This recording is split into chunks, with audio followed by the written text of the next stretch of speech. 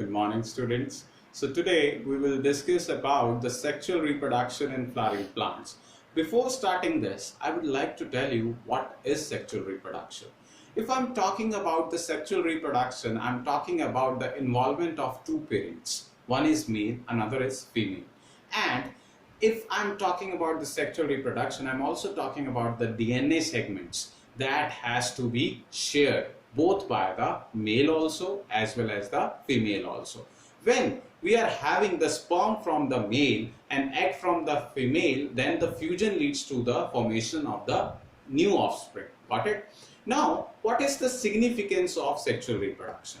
Sexual reproduction, they basically involve the mating of both male also as well as the female also. And here, if I'm talking about the sexual reproduction, I'm talking about that the male will have its own gamete and the female will have its own gamete. Male will provide the sperm during the mating as well as female will provide the egg. This sperm and egg, they fuse to form the desired zygote that will lead to the formation of the new species. Now, what is the limitation of sexual reproduction? If I'm talking about the limitation, I'm talking about the drawback. Now, what is the drawback? Due to the involvement of the two parents, sometimes there are variations which are undesirable, which are unwanted, that have been seen in the sexual reproduction. Got it? Now, we will move to the sexual reproduction in the flowering plants. Now, you know a flower. Flower is very colorful.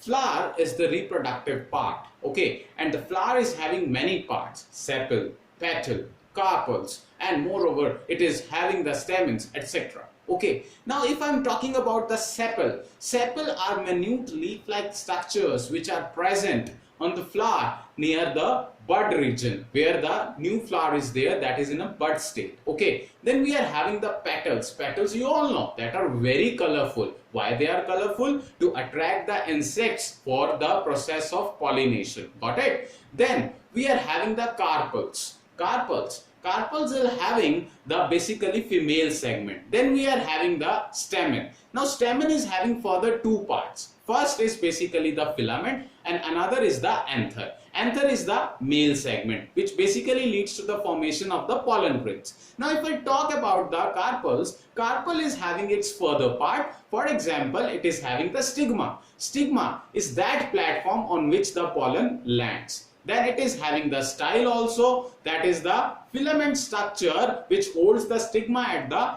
top. Moreover, it is also having the ovary. Ovary, what it is doing? Ovary is a swollen part which is having the ovules in it. And these ovules further changes into seeds when the fruit is developed. And moreover, I would like to tell you that these all segments play a very crucial role in the formation of the complete segment of the fruit. And you know, this ovary changes to fruit and ovule changes to the seeds. Now I will show you the diagram where we will see the detailed study.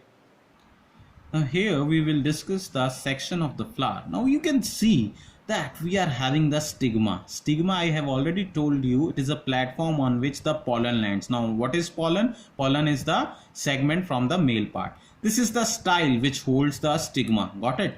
This is the ovary, that is the female part having the ovules. And if I talk about the ovary, I am talking about the style, stigma, they collaboratively called the pistil. Got it? Now we are having the stamen that is divided into two parts, anther and filament. I have already told you, anther is the male segment and filament that is holding the anther. Got it?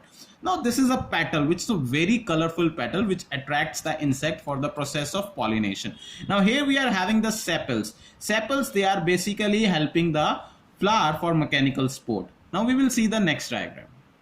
Here I will show you how the germination of pollen is there on stigma. Suppose here the pollen lands. These are the pollen grains, that is from the male segment. When they land, then the pollen tube is formed. Okay, and this male segment, they have to go to the ovary.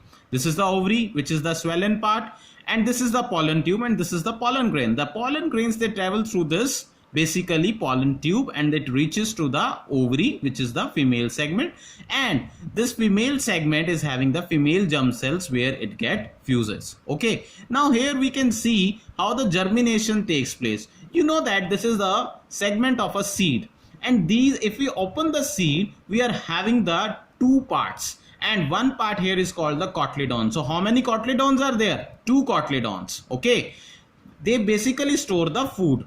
And if I talk about this upper region, which is called the plumule, this plumule changes to shoot. Shoot means that is the stem region. And if I talk about this lower part, which is the radical part, this changes to the root. So this both part in the seeds play a significant role. The plumule changes to the stem region, radical changes to the root region. Thank you.